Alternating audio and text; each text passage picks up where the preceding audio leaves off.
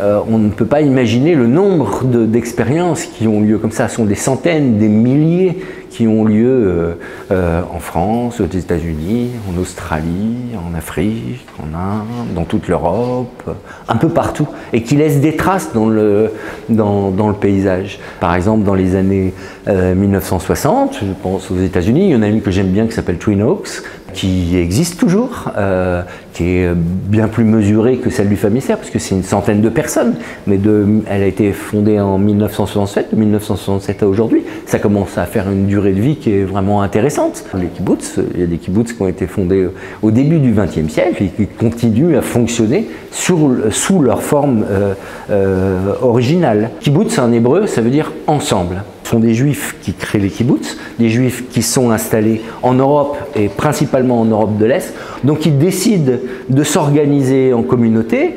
Ils sont communistes d'inspiration, mais ils sont communistes et juifs. Et l'alliance du communisme, du juif et du sioniste, c'est-à-dire la volonté de retourner en Palestine, va donner lieu à la création de communautés tout à fait étonnantes, avec quelque chose de très radicalement différent du monde environnant.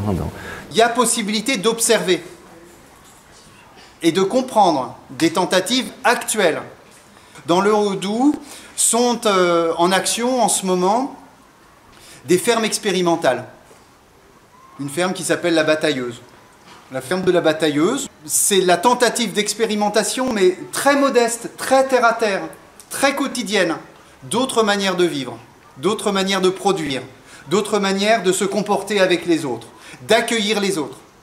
D'accord ? La Batailleuse, c'est un endroit qui est portes ouvertes, tout le temps. Leur influence sur le monde est pas comparable à leur importance démographique. Qu'on pense aux communautés hippies, par exemple, dans les années 1960, ce qu'elles ont initié dans le monde dans lequel nous vivons est incomparable avec les quelques milliers de personnes qui ont participé à ces expériences.